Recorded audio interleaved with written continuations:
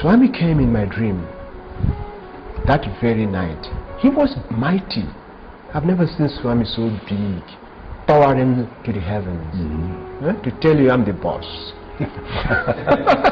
So I was like a little ant on his feet, folding my hands like that.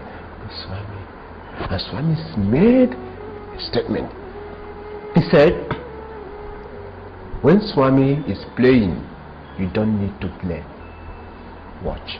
Stop finding. Stop looking. Because what you are, what you're looking for.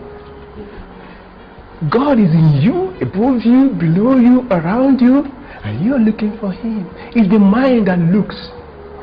It's the mind that gets agitated. Immediately you shut the mind up.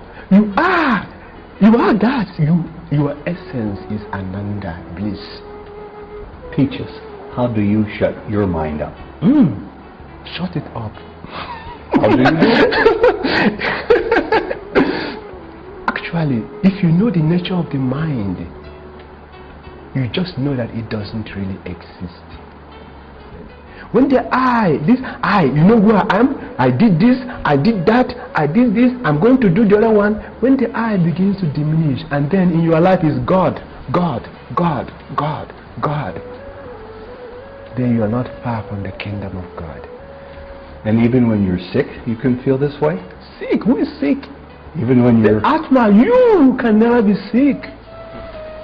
When there is sickness, Swami has also said that 99%, I will also really know, 99% of what we suffer is as a result of the mind. It's bodily sickness, because the body is a reflection of the mind. So the Atma is mad, you get hot. Why do you get hot? The sufferer is at fault. Whenever you suffer, you are at fault, because the ego is producing itself. It's the ego that suffers. You are not separate from the Creator. You are the Creator. You are eternal. You are infinite, absolute, unbounded. I know you don't like to talk about it, but in this illusion, we think we are separate. It's the thinking. And as long as the thinking persists, you will not understand what I'm talking about. So how do we get around the thinking of it? Stop the thinking. Talk to those newcomers who have somehow heard the name of Sai Baba, or they've seen his picture, and they're hungry for more, but they don't want to lose their Christianity. The most important thing is love. If you love Jesus, you will come to the Father of Jesus. You're not going to give up Jesus by coming to Baba. How? The Father and I are one. Roman Catholic priest Father Charles Ogada says it's the most profound spiritual lesson he has to teach in his entire lifetime. The lesson that Sri Sathya Sai Baba, Jesus, Buddha, Moses, and you are one. In part 4 of his video interview series, Father Charles comes the closest yet to capturing the very essence of oneness. Welcome to Sojourns. This interview was recorded in Puttaparthi, India, in January 2010. Father Charles Ogada, Merry Christmas. What is your Christmas message to every living being? Simple. Let the divine shine within your heart. Let the whole world be enveloped by divine love, Christ consciousness, Christ love. Jesus said to his disciples, "A new commandment I give you. Love one another just as I have loved you." So it is the Jesus love that is going to transform the whole universe. Charles, people have been asking for peace and love on earth for 10,000 years, and we still don't have it. What are we missing? What are we forgetting to do? It's there. We are neck deep in the ocean, in water, in the stream of God's love, but we don't drink. What keeps us from drinking it?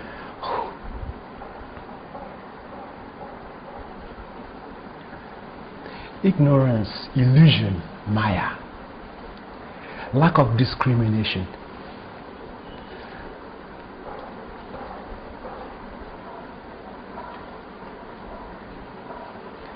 Your father might have left a treasure for you before he died.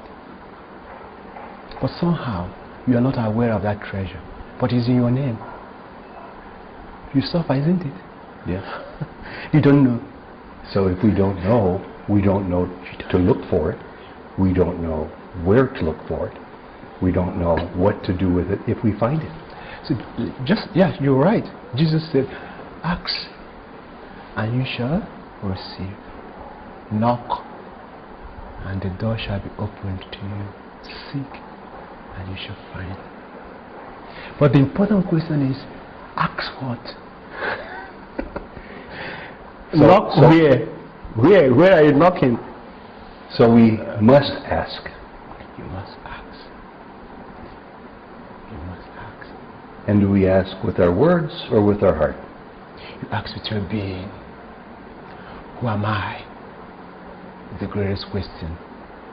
When you find a solution to that question, everything is resolved. Who are you? Who am I? Who are you? Who are you? That question has no answer. Who am I?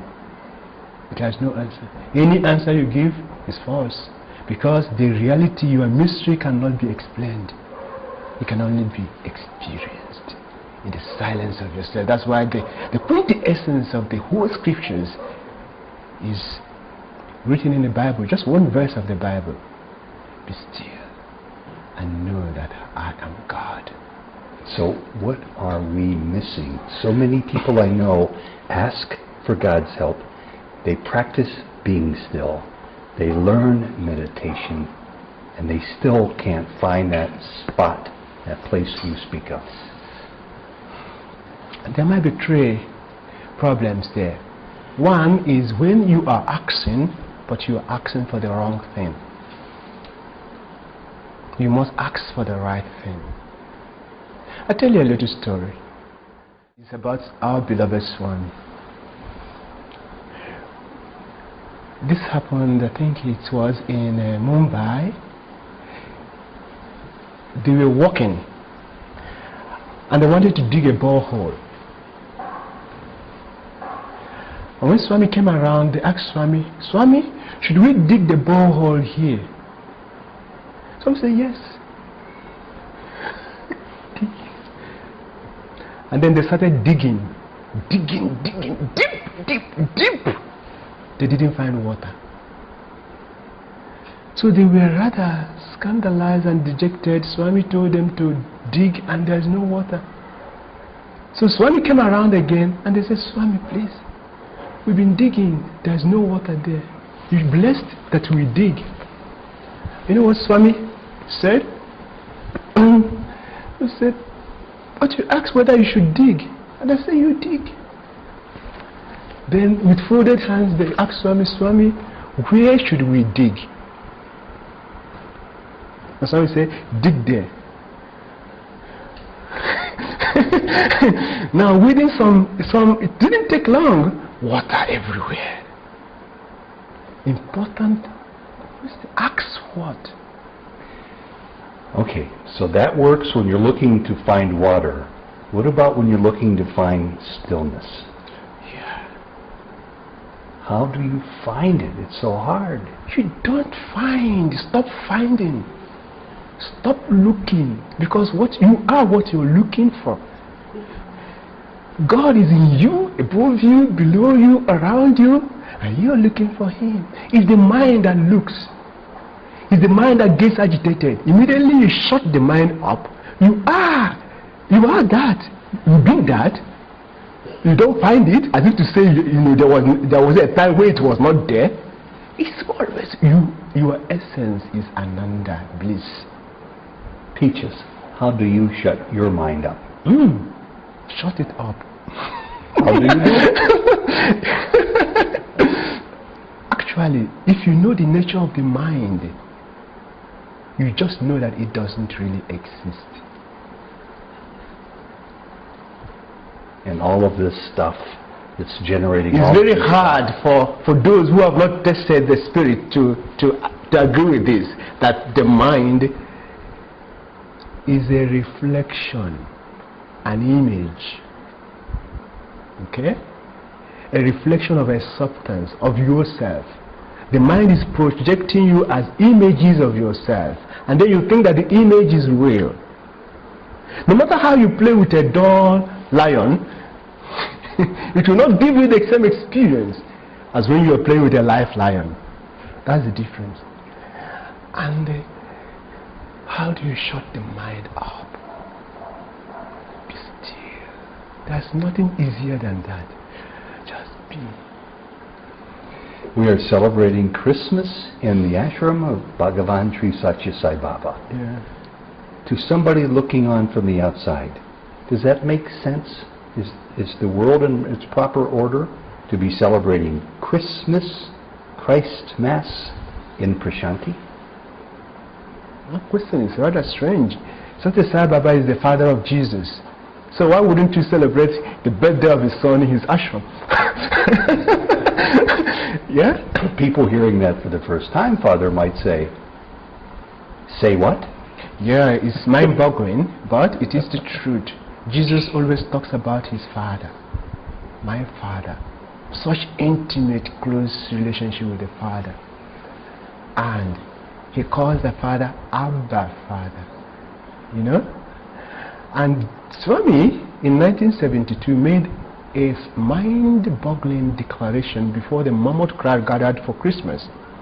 And he said, there is a secret which I just must have to reveal to you today.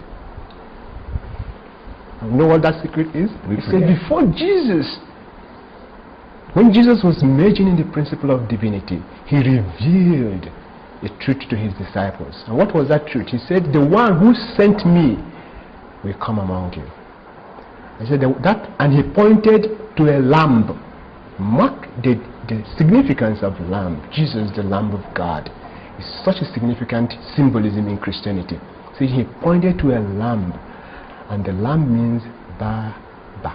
He says he is going to wear a robe dipped in red, and he's going to be short, and he's going to have a crown on his head.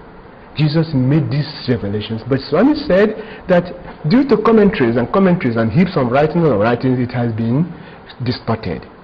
But if you go to the Revelations of St. John, the last book of the Bible, chapter 19, you discover the exact description of what Sai Baba said about Jesus, saying, he said, his name will be Truth. The Lamb of God. Truth is Sathya. There's going to be a crown on his head. So sorry. Big crown. You know, he said, an army of heavenly troops are going to be dressed in white, following him. So many exact description. And then he said, his robe, he wears a robe dipped in blood. Same. So who is that? He's the Father of Jesus. He is here. It's not something that you can comprehend with the mind. The more you try to deal with it in the mind, it's the mind that distorts everything. The more you try to comprehend reality, especially the reality of God, which is the only reality that is, with the mind, the more you get confused. It's experience. Is the science of the self. It has a methodology. And if you follow that methodology step by step, you reach that experience which the sages and the saints have described without fault. So this video is going to be seen by people all over the world, we hope, including by young Catholics who love Jesus, who love the Holy Spirit, who love God the Father. And what can you tell them to make it a little easier for them to understand that the Father of Jesus is walking the earth today? Jesus said, no one comes to me except the Father draws him to myself. And the Father has also repeated the same statement, that no one comes here, even with 1,000 bulls attached to his waist, except I call. It's the grace of God. Nothing much we can do but to pray and to make, when your heart becomes pure, when you are not complicated, when there is love welling in your heart, you will naturally be drawn to divinity. Right? But when you are here, you know, the people who don't see are not those who don't have eyes. No, it is those who have refused to see. So talk for a minute, if you will, to those newcomers who are Christians. They might be Catholics, they may be Baptists, or they may be Presbyterians. Talk to those newcomers who have somehow heard the name of Sai Baba, or they've seen his picture, and they're hungry for more, but they don't want to lose their Christianity. Dude, the most important thing is love. If you love Jesus, you will come to the Father of Jesus. You're not going to give up Jesus by coming to Baba. How? The Father and I are one. What is the contradiction? There are no two. It is only when there is two that there is contradiction. Love Jesus sincerely. Then He will reveal everything. He said, everything I learned from the Father I have made known to you. Right? Love is the ingredient, is the most essential particle in our spiritual part. Right? So if they are newcomers, the only thing I tell them is love. Open up your heart. Go with your heart. Don't go with dogmas and theology and books, and they are going to confuse you. Because no matter how you try, well, by seeing the form of Swami, how will you tell he's God? It's not possible. Only God can see God. Even some of us here, we just believe it. So something that will happen is, he's not God again. So the answer of yesterday becomes the question of today. That's why you see bombs. Refugees are bumping.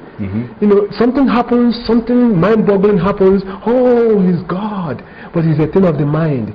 Something else happens. How can God do that? Huh? Right? But if you experience the heart-to-heart connection, if you experience God, then you know that God is beyond good and evil. God is beyond anything you can say that God is. There's no doubt. There's only mystery, love, joy, bliss. So should people who want to follow your advice and draw closer to God through Jesus, through the Father of Jesus, should they immediately drop everything and get on an airplane and fly to India? Oh, is that necessary? When God calls you, you said today. It is only when God calls you. But you're here. It is He who called me. I tell you the story. Okay, last time I came, I had problems coming here with, because of the visa. And when we came in June, actually, I told Swami, it's going to be a long time before I come again. In fact, I told him, Swami, I think I have, because I've been coming almost every year, sometimes twice, I think I have to now do some work my whole place. And you know what? I was given express visa. He gave me express visa without fee. the Deputy High Commissioner of India called me. And he made it very easy for you to come. He made me very easy, everything. So he brought me here. He brought you here. He brought all of us here. It is His will that brings us to Him, not our will. But it's not always important for people to come here and still be a good follower of Jesus and Sai Baba and God. Immediately you come to the Father, the reality of the Son will be made known to you. Because Jesus also said to His disciples, towards the end of His life, He told His disciples, I have so many things to tell you, but you can't bear them all now. The Spirit of truth is going to come. And when He comes, He's going to lead you to the complete truth. Spirit of truth again. Who is that Spirit of truth? Sathya. He's come. What's this world going to look like in 11 or 12 years when, if what he says is true, his Sai Baba, his form goes away? Don't say that? He says it. He says he's going to live till 96. Okay. So beyond 96, what will people do? One thing I must tell you first is, you can never understand what God says. What if He lives today? They will say, He said He's going to live in 96. The mind again. a lot of things Swami does to prevent us from a stereotype. This mind wants, a way of thinking. So, but the most important thing is that his mission cannot fail. Is already there. The love that he is igniting in our hearts is mightier than the atomic force, than the force that keeps the galaxies revolving around the universe. When that love begins to expand, that is the golden age. That's the age of love, where brother does not need to say to brother, love your brother. Because love is you become a natural connection. It's there already. I saw you celebrate the Catholic Mass in Prasanthi Nilayam at Christmas time 3 years ago. You seemed to reach an altered state. You seemed to go beyond your body. You seemed to be in bliss. You're going to be celebrating Mass here again in Sai Baba's ashram. Tell us about that experience for you. Is the union of the Father and the Son.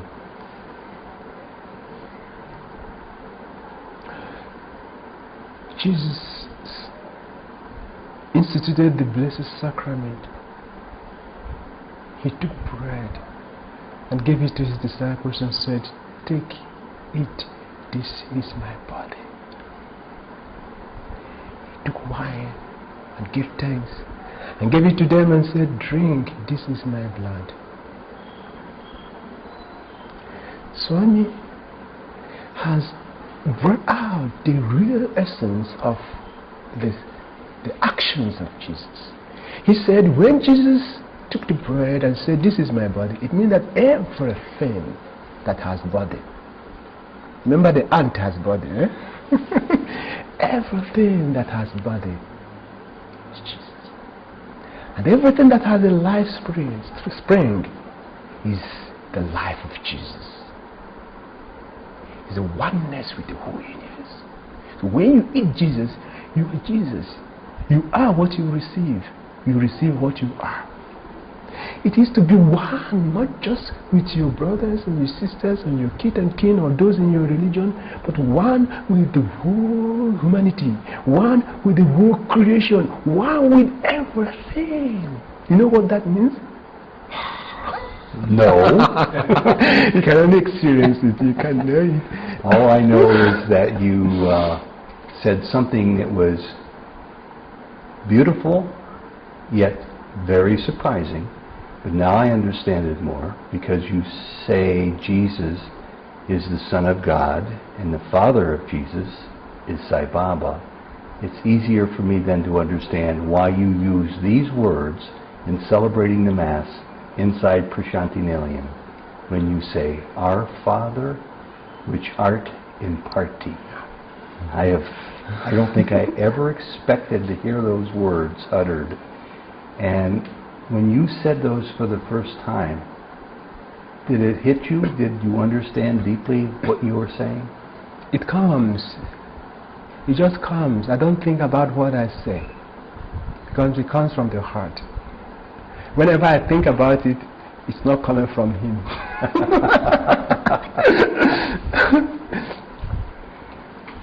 And how happy do you believe Sai Baba is that you're able to do your Christian puja here in the land of India?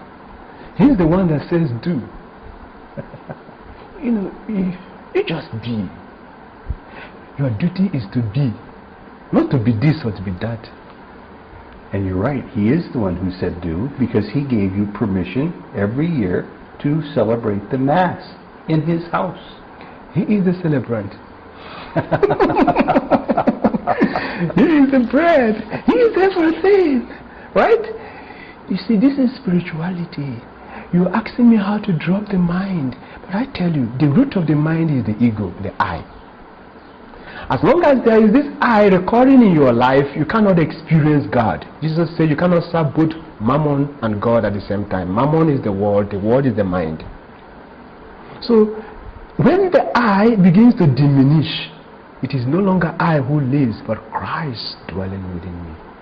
St. Paul says, when the this I, you know who I am, I did this, I did that, I did this, I'm going to do the other one. When the I begins to diminish, and then in your life is God, God, God, God, God, then you are not far from the kingdom of God. And even when you're sick, you can feel this way? Sick? Who is sick? Even when you're... The Atma, you can never be sick. Even when you're in fear of something, you can be this way? You can never... When there's fear, it's the mind. When there's sickness, somebody also said that 99%, I will also really know, 99% of what we suffer is as a result of the mind. It's bodily sickness, because the body is a reflection of the mind. So the Atma is not, you get hot. Why do you get hot? The sufferer is at fault. Whenever you suffer, you are at fault, because the ego is producing itself. It's the ego that suffers. I get hot all the time. Yeah, a little example. Have you ever had a toothache?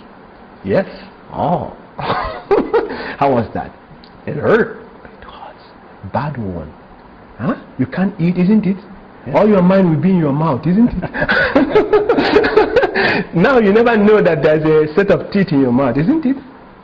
Now, this toothache you had, what is the cause of the pain?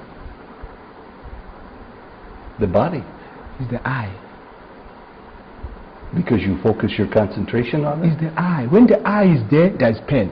When the eye is not there, there's no pain. All of a sudden you take tablets. Even the toothache won't also allow you to sleep. Then you take sleeping tablet to dull yourself into sleep, isn't it? Mm-hmm. And then all of a sudden you are off. What happens? You forget yourself. Immediately there's no I in deep sleep. The pain goes. So you're saying when somebody experiences physical pain, the cure is to forget themselves? No. You can't just do it like that when the pain comes. It's a part of spirituality. Gradual part. But you need forget self. Self, I mean, is the little self, the ego, which is the reflection of the big self. You call it self because it's a reflection. It looks like the original. That's why you call it self. When you see your image, you say, that is myself. It's the image. But because it's like the image, it has the same name with self. I am. When Moses asked God, who are you? God said, I am. My name is I am. Okay? The same I am, I, is the same ego, I. Okay, but that ego, little self that is individuated in the body, that identifies itself with a particular body, is the little self. When this individualization is caught, and then you merge with the universal self, that is God consciousness. Do you understand? Yes. So the root of pain, suffering, sorrow, anxiety is the mind. And another big one for many people is anger. Anger? What is the cause of your anger? Why are you angry? I guess people might say it's because they feel they're not being treated fairly. Who are they? When you are everything. It's the sense of separation. Right? You say, okay, your wife, you go and take his money. You don't feel your money is lost, isn't it so? Huh? Okay, another person goes and takes it. So he has stolen the money, right? Because you feel one with Judy, but you don't feel one with the other person. Very good. So it is this sense of separation that brings all the trouble. And what is the cause of that sense of separation? Is the I. I am American, I am African, I am tall, I am rich, you are poor. It's the I that separates you from yourself. So immediately that I goes, you just discover that you are the one dancing in every heart. And when that happens, where is the anger? Huh? When you are the ocean, somebody comes and takes a cup of water. Where is the anger? You don't even know it does not know loss. But when you limit yourself, when the self becomes selfish, then little thing irritates you. Expand, expand, expand. Let's get back to your declaration that Sai Baba Well, it's his declaration too, that he is the Father of Jesus. This is really... This is big for most people seeing this who don't know much about Sai Baba. What do you plan to do with this information? Plan? Yeah. I don't plan. Swami has always shattered all my plans. So leave him. What do you wish to do with this information? He is the one doing. You think you do? Who is the doer? God is the doer. This information might not reach anyone. Before something happens, so many other things must have happened to make it happen. Right? In other words, you had to be an open vessel for this to happen. You had to be willing and... I do nothing. When I say do nothing, it's the greatest thing to do. Don't have that sense you are the one doing. Do your duty. And God will... Look at the sun. Are you the one making it to revolve? Have you ever thought about it? We don't ever think about these things. The sun is shining now. Who is making it shine? Without it shining, can this thing video me? Right? Do you understand what I'm talking about? Be still. So does this mean you never get upset or disappointed or angry? Oh, that question is not a good question. Whenever I get angry, I know it's the mind. I say, the mind, okay, you can get angry, but just know that you are not the boss. Okay? You have to be aware. Okay? This awareness grows. And there will be a time when the ego begins to diminish, that you are just awareness itself, consciousness itself. And you suffered one of the greatest pains anybody can ever suffer. In pain, you come in again. I tell you the story. The second time I came, when I went back to Lagos, something happened. I was ejected from the church. In Nigeria? In Nigeria. It's a long story which I don't want to say here, but one thing happened. Because everything was taken, even my passport, because they don't want me to go to India again, they have to take my passport so that I'm saved from going to hell. They love me also. They do. Okay? They really but do. they think of you as being a naughty boy. And not really a naughty boy. I mean, they want to save me from petition. Okay. And I appreciate that love. I appreciate it. Swami came in my dream that very night. He was mighty. I've never seen Swami so big, towering to the heavens. To tell you I'm the boss. So I was like a little ant on the street, folding my hands like that. Swami. And Swami made a statement. He said, when Swami is playing, you don't need to play. Watch. He's the greatest, watch. Which means one, he's the one playing. And if he's the one playing, he's the one in the heart of the one that is playing. Right? Swami, so you are the one doing all these things, and I haven't even loved doing them. And immediately the sense of sorrow began to dwindle. To see God. Even Jesus said, love your enemy. Krishna said, be alike to both friend and foe. They are saying the same thing. Right? When you love is a power that transforms, that uplifts, that turns hurt into something very sweet. By the way, you don't need to suffer, Do you know that? Why would you want to suffer? Nobody wants to suffer. Even the ant doesn't want to suffer, isn't it so? Because your very nature is ananda, it's bliss. Then if I tell you what to do in order not to suffer, you say no. Isn't it?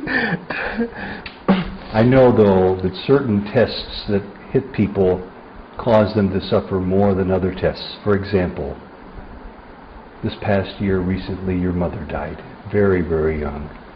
Very much, she was not sick. She died suddenly. You were there, and I'm sure you were very grateful to be there in Nigeria at the time to be close to her within days of her death.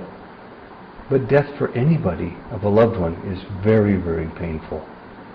How do you get through that by relying on your faith?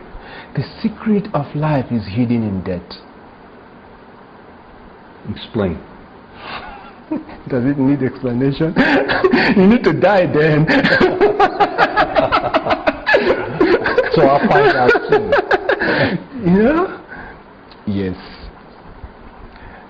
My mother was an embodiment of love.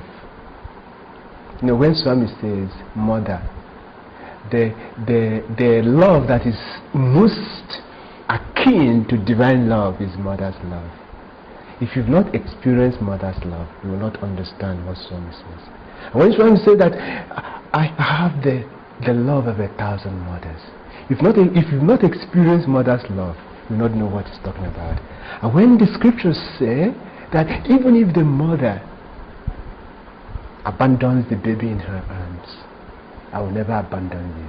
Mm-hmm. You will not if you've not experienced the love of a mother, you will not understand what Swami is talking about. You know, my mother has been very close to me. In fact, she is a divine saint. She is not just a mother, but she's also a friend, one of my closest friends, confidant.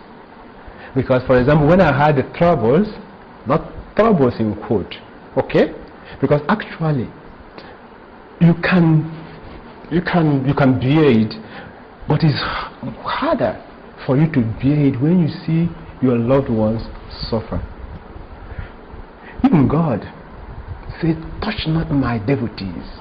You can do anything to me, okay? But when you touch my devotees, huh? Right? Swami was crying when Gita died. Huh? Yes. It's not because of death. His mother. Jesus, for example, when Jesus heard that Lazarus was dead, not heard, because when Jesus was far off from where Lazarus lived, 3 days journey or thereabout, and he told his disciples, Lazarus has fallen asleep. They didn't understand what he said. But he continued his work until Lazarus was in the grave for how many days? I think 3 days or what? Or 4 days? 3 days. Then he said, you have to go. Then while they were going, Martha ran out. Lazarus' mother.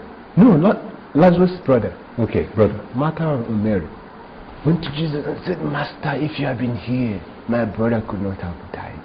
And she was sobbing. Right? And the shortest verse in the Bible, and Jesus wept. Jesus wept. Why? Because of Lazarus' death? No. He wept because Martha was weeping.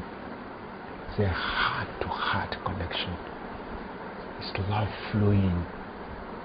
It's not a weep of sorrow. They are not tears of sorrow, but tears of love, tears of divine union. So, maybe I've dripped a little bit, but no, my mom,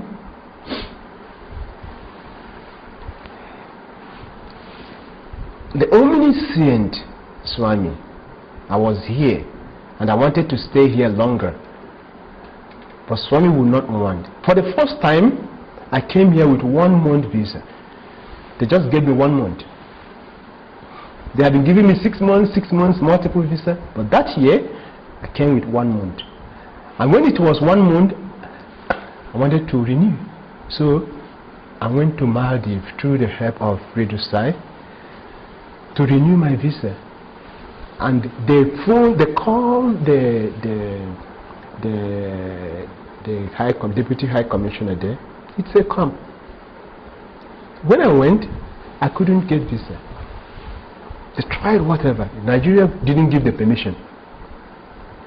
I tried again. They said apply maybe for 6 weeks or 7 weeks. I applied. It was refused again. Because all my things were here in India. I just took my laptop and little bag. Then they said I have to go from Maldives itself back to Nigeria. that I should get the visa from Nigeria. I went to Nigeria, tried to get the visa, I couldn't. Twice also, with all the big contacts. 4 times I applied for visa, I couldn't get. January, my mom died. And it gave me the ample opportunity to be very close to her during her last moments on this planet Earth. So you were supposed to be home. Swami is the one pulling the strings. Right? And you may not understand why what is happening at that time is happening, but he's there waving his hand. That's why you have, the greatest thing is to surrender to God. And to know that, one, He loves you. He loves you more than you can say, more than you can ever imagine.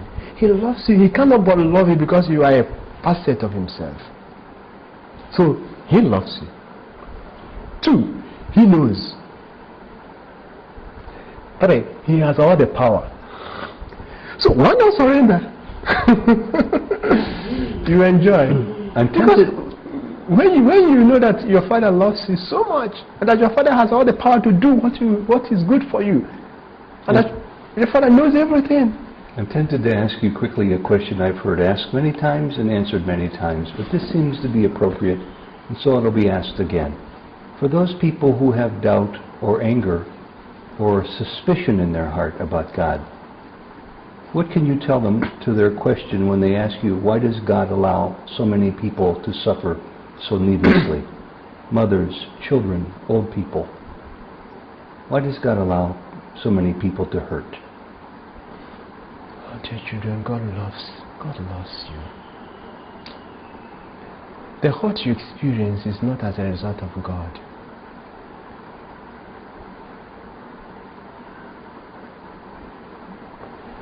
It's not as a result of God. Jesus said, for example, I'm there knocking, I'm there waiting, knocking at your heart, patiently knocking, because God can't force you. It's His integrity. He's knocking, asking to open your heart. Come to me, all you who are heavy laden and burdened. I will give you rest. I will give you peace. Come, come, come. So when we suffer, normally what happens is that when we suffer, we try to do like Adam and Eve. It's in our nature. We point hands. It is Eve, it is the woman you gave me that is the cause. Then when God asked the woman said, it is the snake. Then if God has asked the snake will say, it is, the mind is always leading us away from the source of our solutions. But if we shut off, from saying it is this person causing my suffering, it is the other person causing my, and go into ourselves, all the sufferings will disappear. Not only will you heal yourself, you will heal everyone. Do you understand? Because I tell you, some people are under the burden of guilt, under the burden of suppression, castigation, rejection. But whatever you reject comes back double. Whatever you suppress bumps out into, for example, you suppress some, you've not gone to the ball for 4 days, you're suppressing it. What will happen? It's more dangerous on the spiritual part. You're suppressing urine. What will happen to your bladder? Dangerous. You need to eliminate that, and then the earth will recycle it into principle of life again. Yeah, and then you eat it again. Do you understand what I'm talking about? Let me just,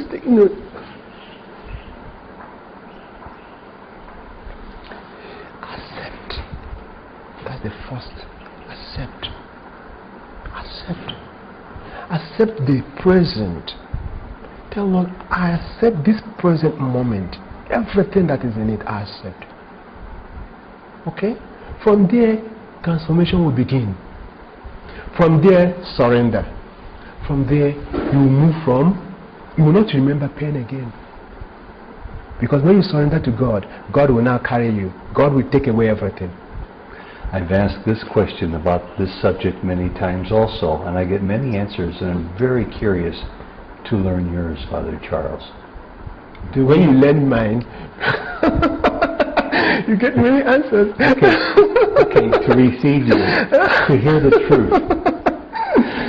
Do we have free will, or does Baba pull all the strings? You see, that question is from the ego. It's from sense of separation. That question doesn't really arrive. God doesn't even have will. Where there's one, where is will? It's only where there are two. So if we don't believe we're separate from God, there's no matter to consider free will. Flow. It's another, it's the notion of continuity. Do you understand it? Yes. The ocean, there's no beginning, there's no end, there's no middle, there's no top, no bottom. You're just living, you're just being. Okay? I understand one of the most difficult issues for me to wrap my arms around is Maya, illusion, separation. It's very hard for me. Sometimes I think I understand it a little bit, but other times I get more and more confused, and I believe many people do too. So, when Baba says this is a dream, this is Maya, when other sages and saints talk about all of life being an illusion, that we're waiting to awaken to our God self, that none of this is real, do you just accept it? Do you try to learn it little by little? Or do you reject it as many people do? You want to bring me to your state, and I refuse. You refuse to come here. This is a big issue. See, this is a big matter. It's big because you say it's big. It's not big for you. There is nothing. There's nothing there. You see the ocean. See the ocean and the waves. You see the ocean and the wave. What's the difference? They're the same. Yeah. I hope this answer is not going to lead to another question later on. The wave is a small version of the ocean. But actually the wave does not exist. Right? Does the ocean exist? It's the ocean. It's the ocean. I see.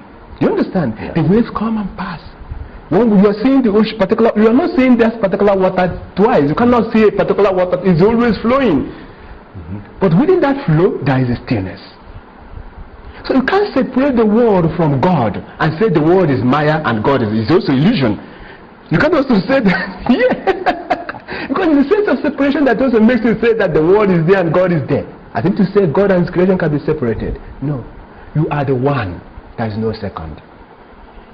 When you sink, you need to sink yourself into that awareness. You discover that all this will disappear. You are the one. Easier said than done. No, it is the mind that says easier than. That's the mind. The mind makes things complicated. The mind is 2, 3, 4, 5. But Baba, the Creator gave us our minds. Who is the Creator? You put the Creator there, but you are the Creator. Why did I give myself a mind? Because you are projecting it right now. You are not separate from the Creator. You are the Creator. You are eternal. You are infinite, absolute, unbounded. I know you don't like to talk about it, but in this illusion, we think we are separate.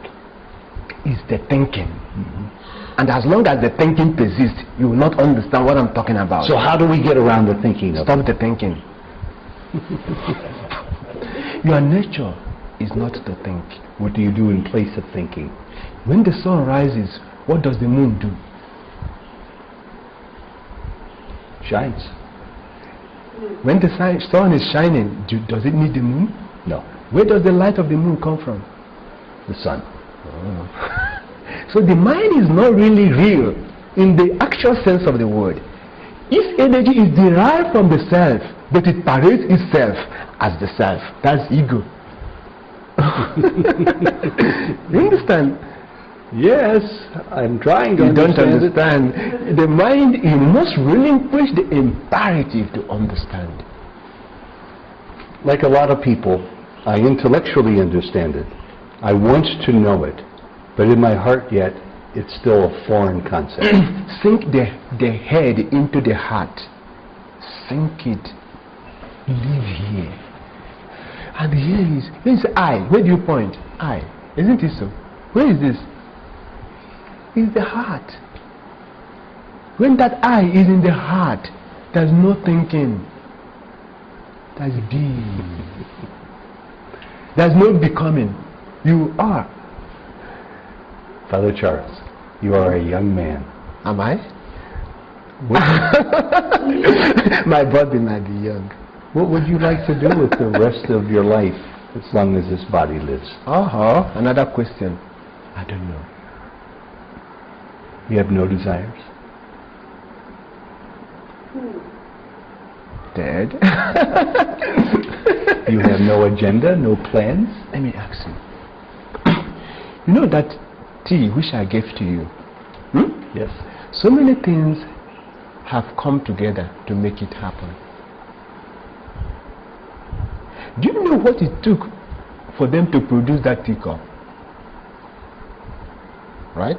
Lots of work. It's dating back to antiquity.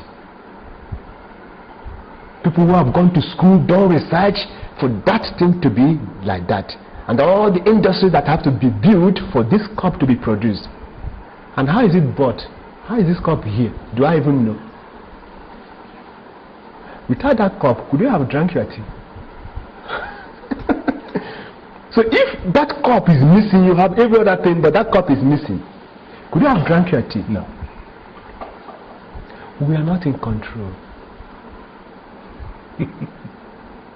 You might say, this is what I want to do, this is what I want to do, this is what I want to do. It's all mind. Be. So many things I wanted to do in the past never came true. So why want?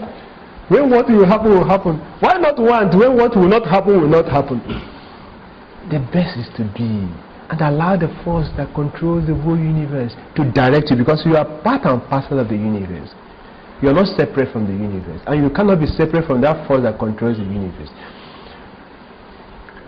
As we wind down to the conclusion of this particular talk, I would like you to do the impossible and to summarize in several minutes your intention to share some of these concepts with others around the world, especially the concept of I am, of Advaita, of divine oneness. Why is that so important to you? And why is it that so few people understand it? You know, it's a very hard concept. Hard in the sense that the mind has been humanity has trained its mind to be very hard. So when you say somebody less thinking, and then even no thinking, it's too much. Okay? And to know that the I am is the seed of everything that is. So the only thing I can say is that the I am will take care of himself. Well, is that sufficient for us to understand what's going to happen? I don't know anything. And this is the truth. I don't know anything. What I know is what will happen will happen. And when the fruit is ripe, it will fall.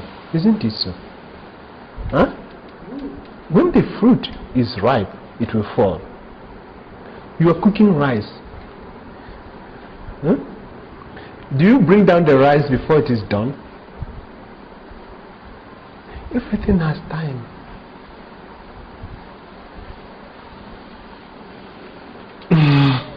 And when it's time for your body to die, where will you go? Dead. Where is the going? Where is the coming? Where will you be? Where? There is no up, there is no down, there is no inside, there is no outside. The I am is everywhere. In fact, everywhere is in the I am. So there is no going for the I am. It does not bother you? Death? Death? Death is not real. It's the mind that dies actually. It's the ego. The ego is not real. This is the same thing we're talking about again. Death is not real. Death is not the opposite of life. Life is you just come in, exit, the wave. Emanating from the womb of silence, merging back in the womb of silence, in the tomb of silence. The last 5 minutes are yours. I will shut my mouth. And you say anything you want or nothing at all. I will not turn off the camera until 5 minutes. The greatest thing in our lives is love.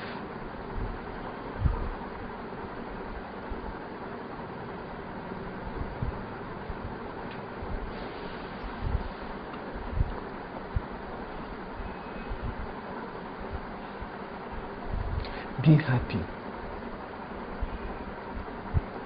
because they are not different. When you are in love, you are ever happy. And what does it take to be happy? Nothing. It's your greatest possession, your greatest treasure. The self is Ananda, is bliss itself. Be happy. And it is in that state of being that everything is attracted to you. Because the self is also attraction. Krishna means attraction. Krishna is the inner self. When you are, everything happens so fast. When you try to be, you are swimming against the current of your own being. There's friction. Be happy, dear children. Be happy. Do not take this world so serious, otherwise you end up in the psychiatric hospital. Nothing is serious, nothing is important, really, nothing. The only thing that is important is that which adds importance to everything, and that is yourself. You say this is important, and then the eye goes to there. Where is the importance of that thing? Man is the measure of all things. And it is what you add.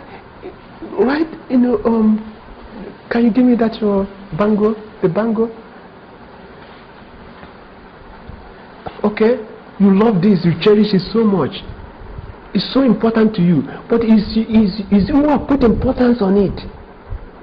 And because you put so much importance on it, when it now begins to diminish, dwindle, change, your happiness is affected.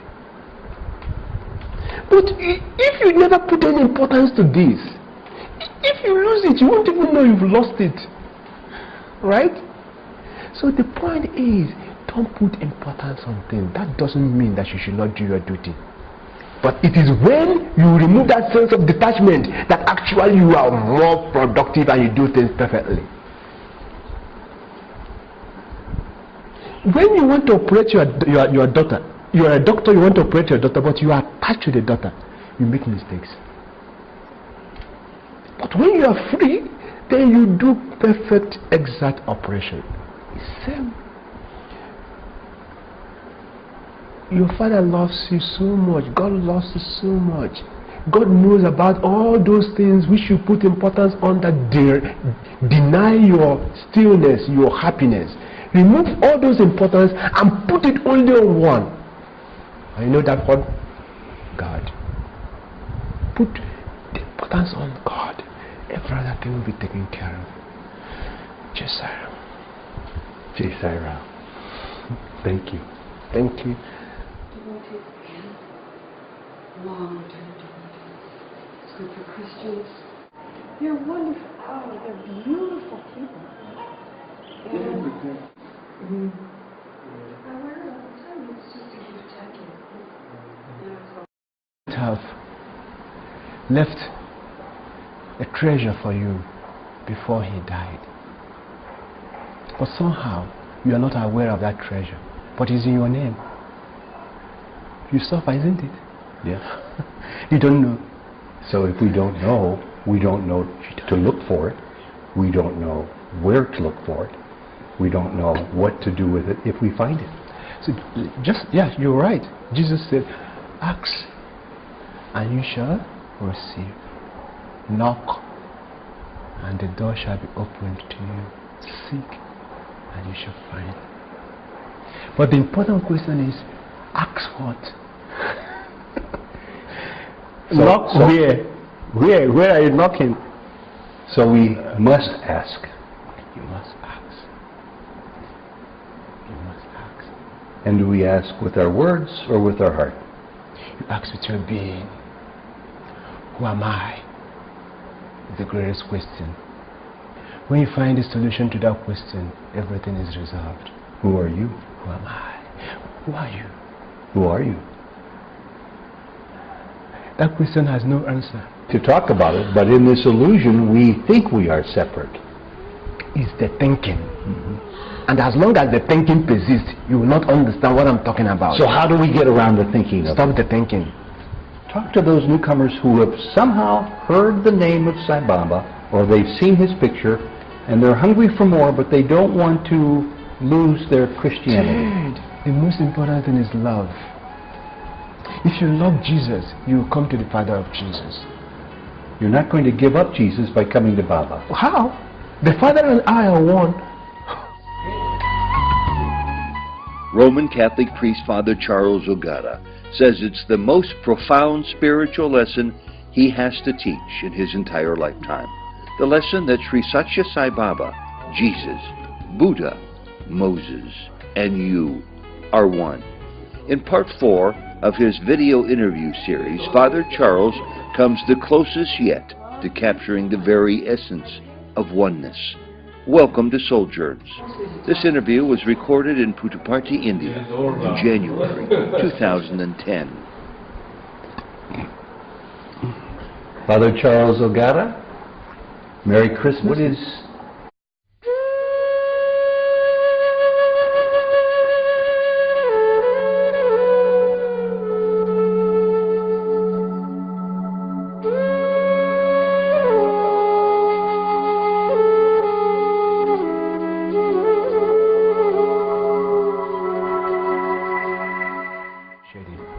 Swami came in my dream that very night.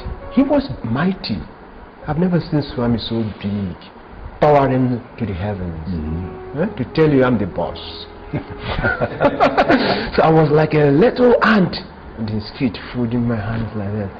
Swami. And Swami made a statement. He said, when Swami is playing, you don't need to play. Watch. Stop finding. Stop looking. Because what you are, what you're looking for. God is in you, above you, below you, around you, and you're looking for Him. It's the mind that looks. It's the mind that gets agitated. Immediately you shut the mind up. You are that. Your essence is Ananda, bliss. Teach us, how do you shut your mind up? Shut it up. How do you do it? Actually, if you know the nature of the mind, you just know that it doesn't really exist.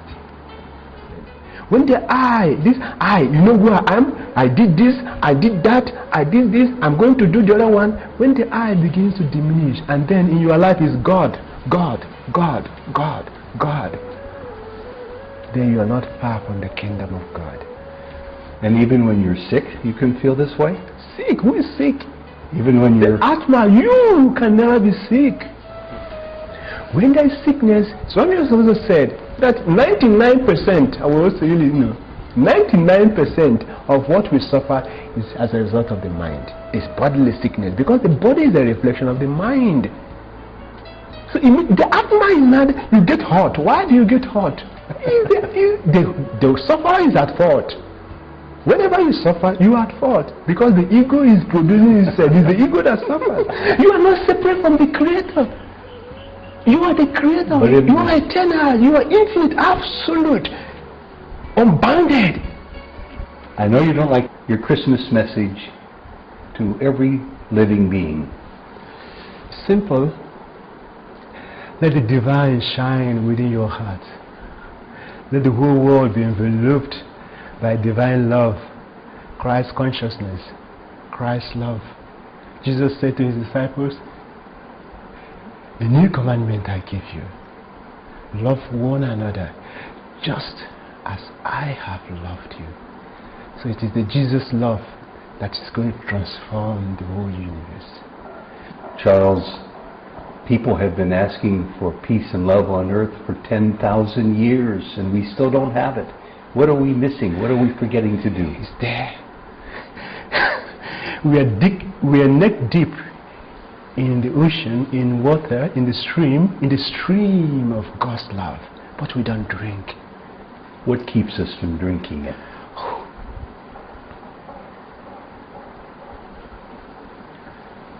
Ignorance, illusion, maya, lack of discrimination.